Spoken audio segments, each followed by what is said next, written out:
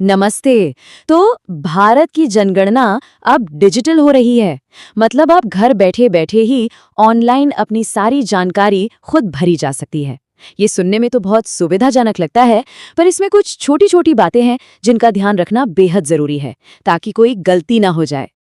अब होता क्या है कि अक्सर लोग इस ऑनलाइन फॉर्म को भरते समय कुछ ऐसी आम गलतियां कर बैठते हैं जिनसे उनका फॉर्म रिजेक्ट भी हो सकता है। और सबसे बड़ी बात, फॉर्म जमा करने के बाद जो एक आईडी मिलती है उसका असली काम क्या है, ये भी कई लोगों को ठीक से पता नहीं होता। तो चलिए इस पूरी प्रक्रिया को एकदम आसान भाषा में समझते हैं, स्टेप बाय स्टेप, ताकि फॉर्म पहली बार में ही बिल्कुल सही सही जमा हो जाए। तो सबसे पहला कदम शुरुआत करना। चलिए देखते हैं कि जनगणना के ऑफिशियल पोर्टल पर जाकर रजिस्ट्रेशन की प्रक्रिया को कैसे पूरा करना है।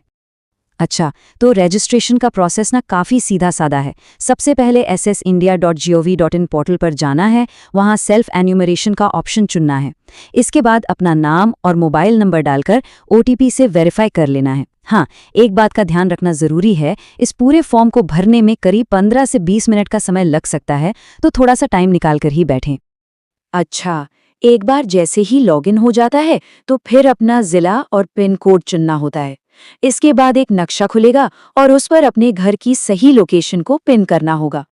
और हाँ, ये स्टेप तो बहुत ही ज़्यादा बहुत ही ज़रूरी है, क्योंकि जब सरकारी कर्मचारी वेरिफिकेशन के लिए आएंगे ना, तो वो इसी लोकेशन का इस्तेमाल करेंगे।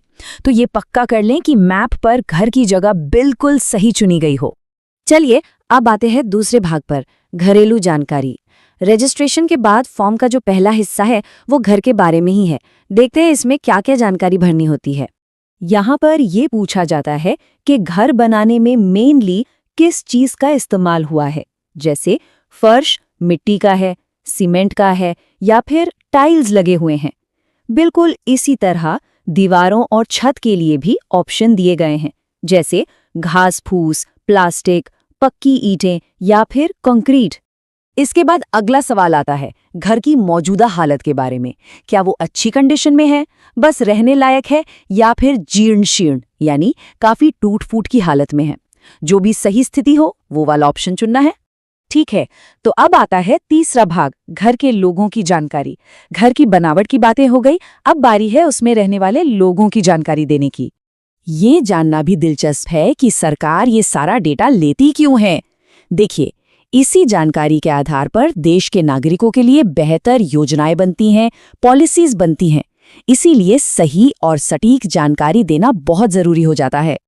तो इस सेक्शन में कुछ मुख्य सवाल हैं, जैसे घर में कुल कितने लोग रहते हैं, घर के मुखिया का नाम और उनका लिंग क्या है, और जाति श्रेणी क्या है। हाँ, एक बात और, यहाँ अन्य श्रेणी में जनरल और OBC दोनों आते हैं।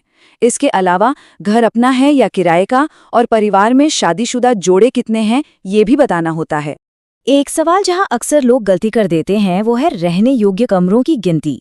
याद रखना है, इसमें सिर्फ वही कमरे गिने जाएंगे जिनका इस्तेमाल सोने या बैठने के लिए होता है, जैसे कि बेडरूम। अगर कोई स्टोर रूम है या अनाज रखने का कमरा है तो उसे इसमें शामिल नहीं करना है।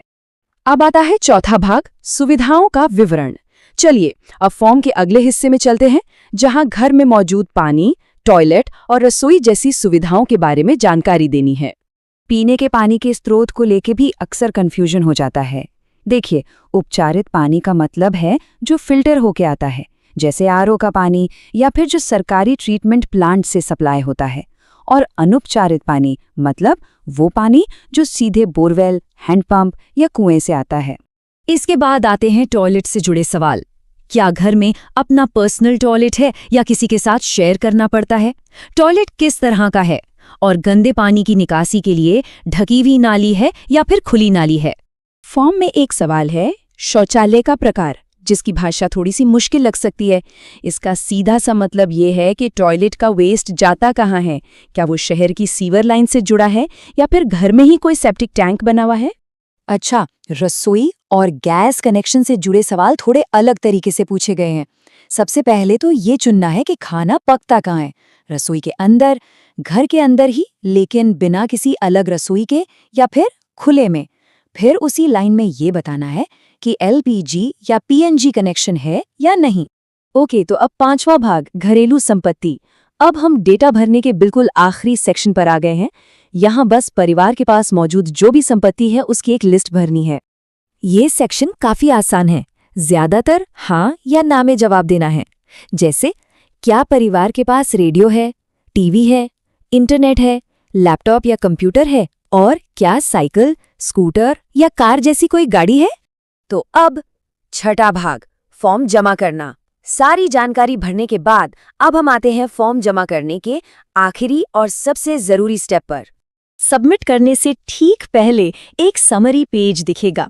यहाँ पर अपनी भरी हुई सारी जानकारी को एक बार ध्यान से चेक कर लेना बहुत जरूरी है।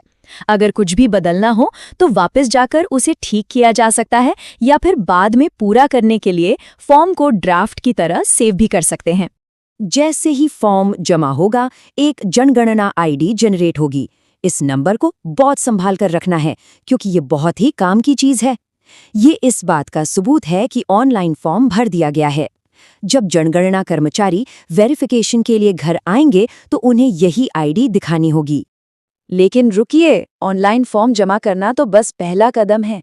इसके बाद जो होता है वो सबसे ज्यादा महत्वपूर्ण है, और यही है सबसे जरूरी बात। जब सर्वेक्षण कर्मचारी घर पर आएं तो उन्हें अपनी जनगणना आईडी जरूर बतानी है। अगर ये आईडी उनके साथ शेयर नहीं की गई तो ऑनलाइन भरा हुआ पूरा फॉर्म बेकार हो जाएगा और सारी मेहनत पर पानी फिर जाएगा।